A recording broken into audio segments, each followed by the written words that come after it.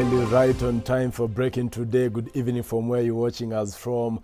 My name is Joel Church and our sign language interpreter is Michael Maithia. On a day that 6 patients have succumbed to COVID-19, bringing the total virus deaths to 1,506. Also, 866 new COVID-19 cases have been reported in the last 24 hours, with 322 new recoveries. We have a lot in line for you, and these are our top stories.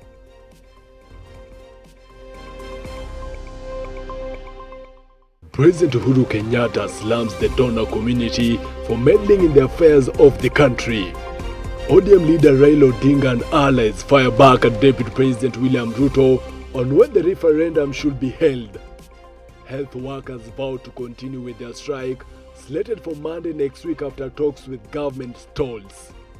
We bring you an exclusive interview with Assistant Inspector General of Police Junet Lanet on matters national security.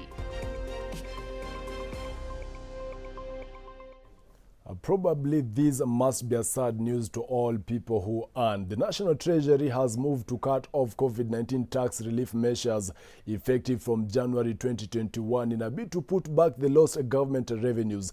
Treasury Cabinet Secretary Ukur Yatani says tax rates for pay-as-you-earn, that is payee, along with value-added tax VAT, will be returning to old rates. He added that Kenyans earning a gross salary of up to 24,000 Kenya shillings will, however, continue enjoying government cushioning as the Exchequer retains the waiver on all pay-as-you-earn taxes. The National Treasury is seeking to employ the tax reversals to recoup lost revenues as it projects 65 billion Kenya shillings revenue hit from the cushioning measures. Moving on, I ask you to refrain from trying to direct us which way to go. These are the words of President Uhuru Kenyatta while slamming the donor community for meddling with the affairs of the country. Of course, the president was speaking earlier today, and now let's take a look.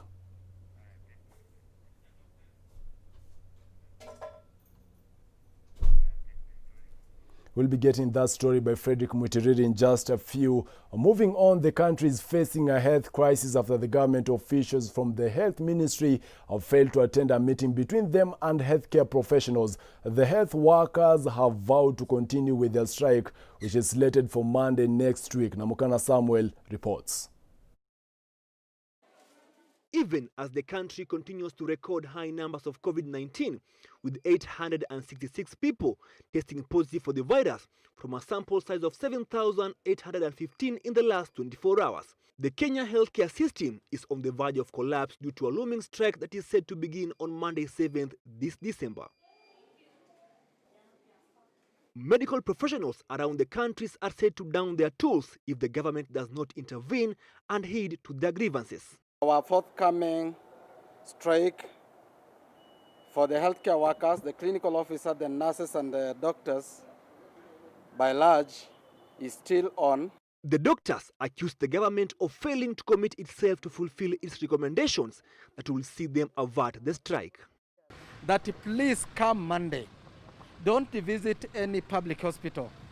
The COVID-19 frontline workers are demanding provision of standard and adequate personal protective equipment PPEs to all healthcare workers, comprehensive medical cover for all doctors and other healthcare workers, especially during this pandemic, provision of health service commission that should be included in the constitution, and hiring of more qualified healthcare workers.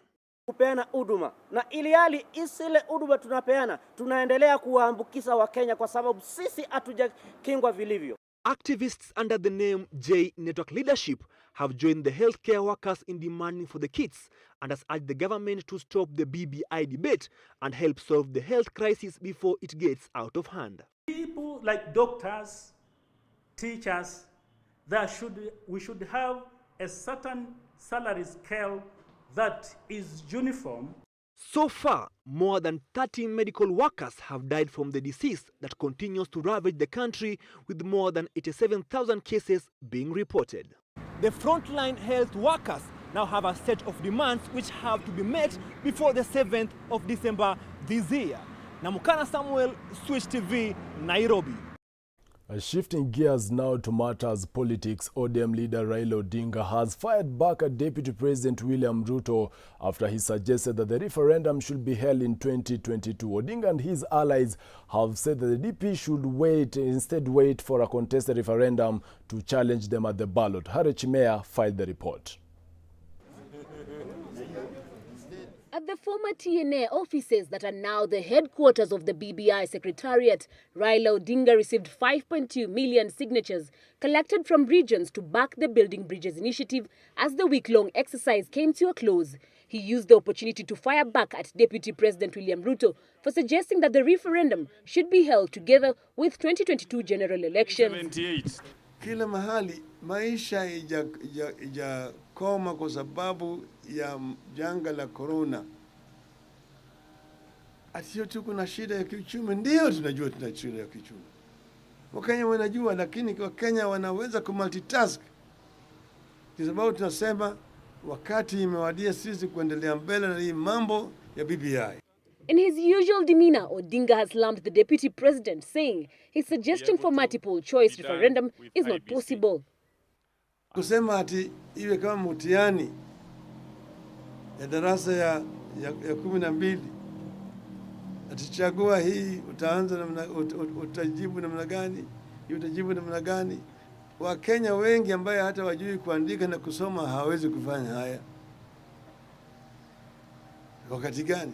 On the creation of the position of a judiciary ombudsman appointed by the president, Siaya Senator James Orengo has said it's possible to have the independence of the judiciary, citing that the Chief Justice is also appointed by the president. So, Junet, welcome. I think they should read the structure of the Constitution, the appointments, the way they are made, and come to the realization that even the Chief Justice of the Republic of Kenya is appointed by the president after a process. Safari ya mamba pia kuna kenge.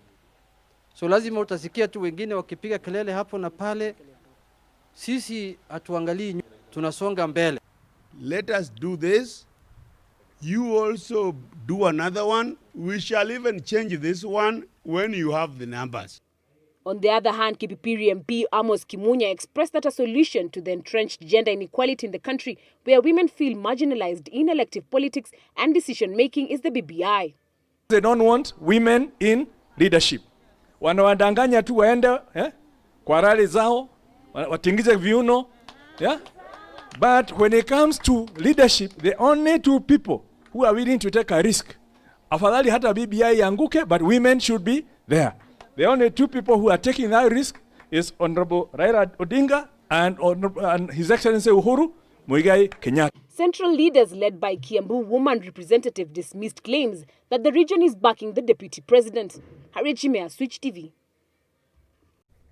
Elsewhere, Maendeleo Chap party leader and presidential aspirant Dr. Alfred Mutua has taken a swipe at those pushing for the Building Bridges initiative referendum to be held alongside the 2022 general elections, as saying they are deceitful. Dr. Mutua, who has already declared his interest in seeking the presidency to become Kenya's 5th president come 2022, has urged Kenyans to ignore calls for postponement of the referendum to 2022 and instead support the initiative, which he hailed for putting more resources to county governments and attempting to pacify the country. He made the remarks in Murang'a, where he went on a campaign trail for Maendeleo Chap candidate for the Gaturi ward in the forthcoming by-election.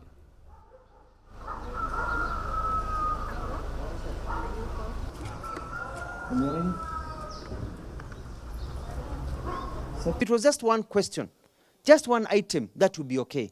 Lakini when you've got about 10 to 15 different issues, even 20 issues, unapewa 6 ballots za governor, za president, senator, hiyo yote. Alafu ukiingia hapo unapewa another 15 ballots. Unabebana na makaratasi na maneno, ingia kwa phone booth. Huyu mama mzee anaanza kutik one by one. Anachukua 1 hour. Will we really be able to make it? We will not. We are defeating democracy. On a special segment tonight dissecting the BBI, where we rip apart the contents, the truth and the fallacies about the report and leave you to decide, our reporter David Kagina focuses on the changes in the document after the public launch at Bomas, as well as the categorization of segments in the report. Take a look.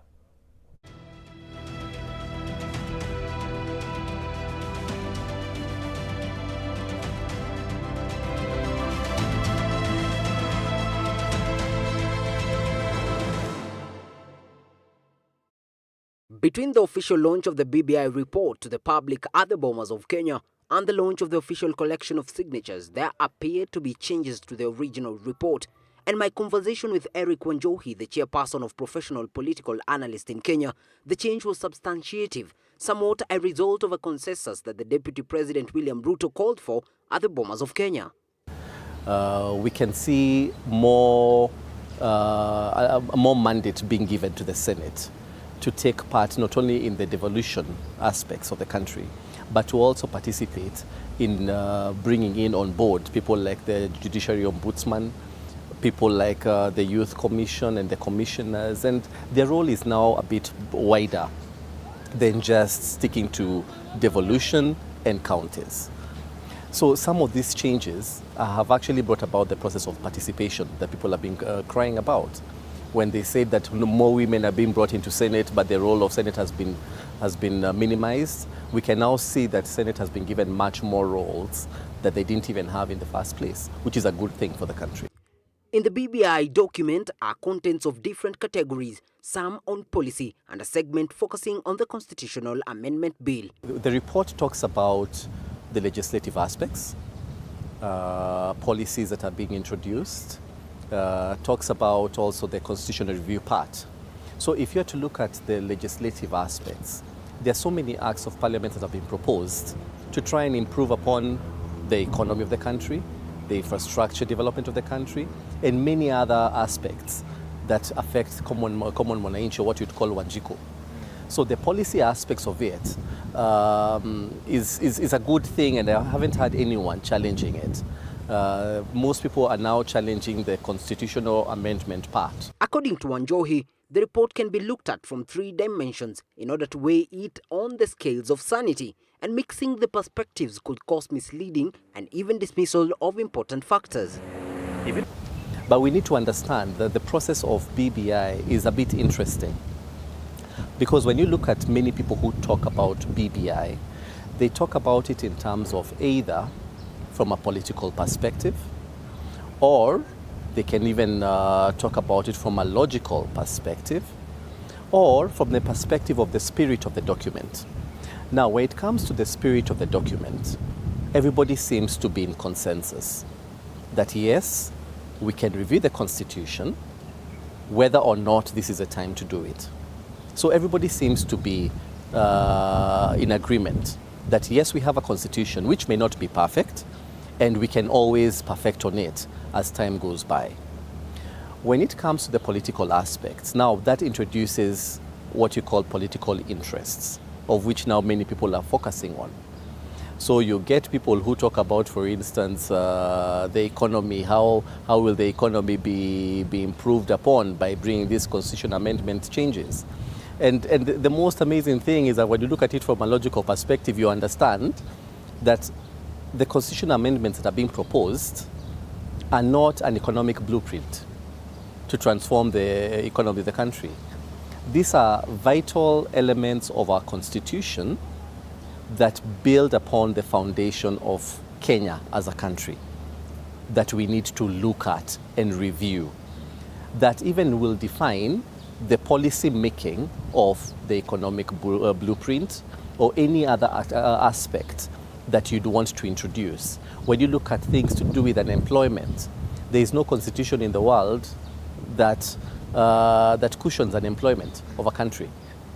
What cushions unemployment of a country are what you'd call the government policies that are introduced, either by the executive or by the legislative. As of Thursday the 3rd, up to 4.6 million signatures had been collected, and the process is now awaiting verification of signatures by the Independent Electoral and Boundaries Commission before moving to the next step, which is the tabling of the report at the county assemblies. Dissecting the BBI here on Switch TV, I'm David Kagina.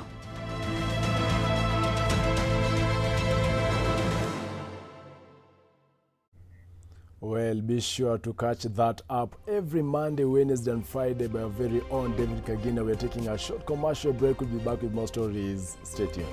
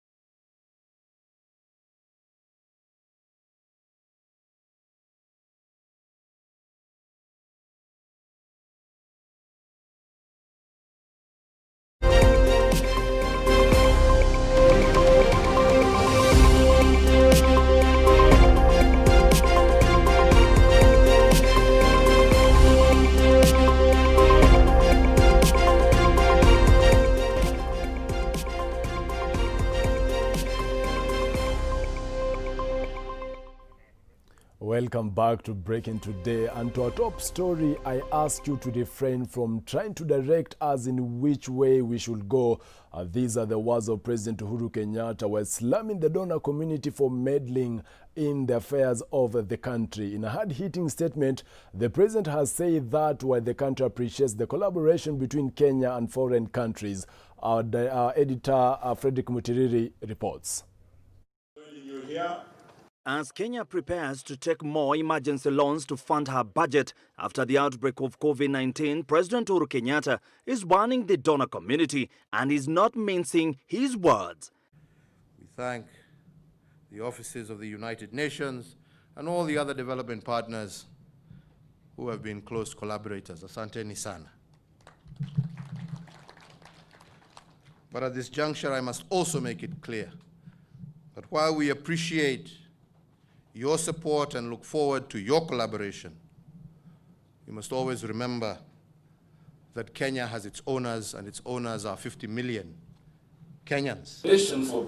Addressing a gathering of a host of governors, the head of state has asked foreign countries not to interfere with the affairs of the country, saying every country has its challenges and no country should tell Kenya how to deal with her issues. And please, I ask you to refrain from interfering or telling us or trying to direct us in which way we should go. We are clear on where we want to go. We ask you to join us, to support us in that endeavor. But do not interfere, because we shall not allow for you to dictate to us which direction that should be. That will be up to Kenyans. Speaking as he officially commissioned the groundbreaking of G47 Ugatuzi Towers in Nairobi that will host county government offices, Kenyatta has said Kenya appreciates support and collaboration with other nations. The country will not be dictated to by anyone else. It is not clear what the president was referring to during his speech, but in recent days there have been reports that some donor countries had suggested that in order to get emergency loans, Kenya needed to put her house in order. Chief among them is reducing the wage bill. Reporting for Switch TV, I'm Frederick Mutiriri. Meanwhile, President Uhuru Kenyatta has launched the county government's post-COVID-19 socio-economic recovery strategy that will be implemented over a 3-year period. The 132 shillings recovery plan has set priorities in agriculture, water and sanitization, urban development and housing and transport, among others. Hadia Masiwa reports. Speaking during the launch of the Social Economic Recovery Plan, President Uhuru Kenyatta said the close working relationship between counties and the national government had helped the country deal with COVID-19 better. I believe a further step towards cementing the devolution agenda, and also a testament to the ever-growing collaboration and strengthening of partnerships between our two tiers of government. The president told governors to exercise financial prudence when implementing the strategy and called on oversight institutions to apply heightened vigilance to ensure funds are used appropriately. It is wonderful to also witness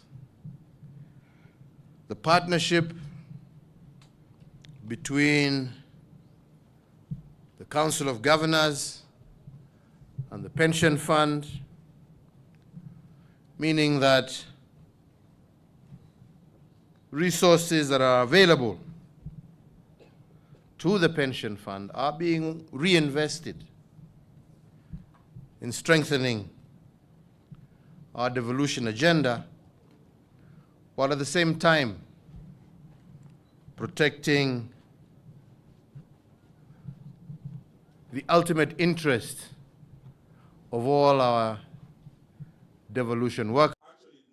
At the same time, the president has commissioned the construction of the 50-story G47 Ugatuzi Tower at Hurlingham in Nairobi County. The building, which will be the tallest in the continent, will be constructed through the partnership between the Council of Governors and the County Pension Fund, CPF. Deputy President William Ruto has said the construction of the G47 Ugatuzi Towers will help consolidate all the state agencies in the devolution sector under one roof, thereby enhancing their efficiency and efficacy. This is significant because in this building, there will be offices for county governments, there will be liaison officers of the Treasury, there will be liaison officers of the ministries concerned, and it will make it, including KRA for that matter, it will make it that much more easy for devolution to succeed. The Ugatuzi Towers does not in any way promote movement of service from the grassroots, but rather it seeks to provide an opportunity for quick national consultation, vertically and horizontally. Hadia Mwasiwa for Switch TV. Away from that, President Uhuru Kenyatta has mourned former Kabuchai Member of Parliament James Lusweti Mukwe. The MP passed on while receiving treatment at the Nairobi hospital where he had been admitted for several days. Confirming the demise, Webuye West MP Dan Wanyama, who helped to airlift the late lawmaker to Nairobi for treatment, had said that the former Ford Kenya MP breathed his last earlier this morning. Bungoma Senator Moses Wetangula was among the first leaders to convey their condolences mourning at the late MP as a hard-working and loyal member of the Ford Kenya party. Other leaders who condole with the family are NC leader Musalia Mudavadi, Devolution CS Eugene Amalu, and Speaker of the National Assembly Justin Muturi. The cause of the death is yet to be established, and this is the second member of parliament to die in the last 1 month. The late Matungu member of parliament Justice Murunga will be buried tomorrow. And now let's get sporty with Cedric Oronje.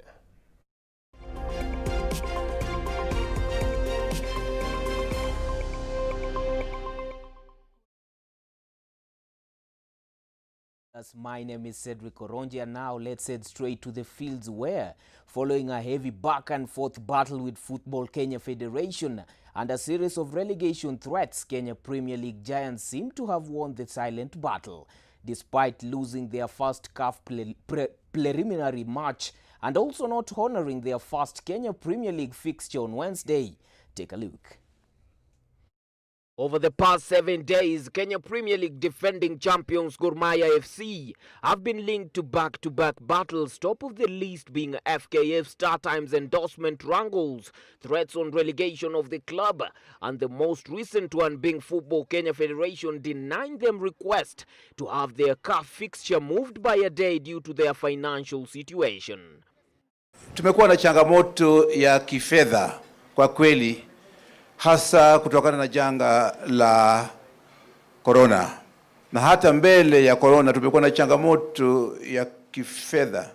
Changamoto hutokea kwa uduni au upungufu wa kifedha, yani fedha japokuwa tunapata wadhamini, pesa haitoshi kuendesha shughuli ya mpira.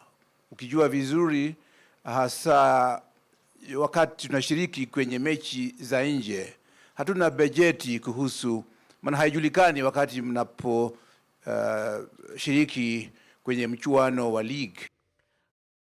However, Kogalo have pressed on their agenda of being part of the league despite the Football Kenya Federation President Nick Mwendwa maintaining a firm grip on Gor being kicked out of the Premier League if they don't comply.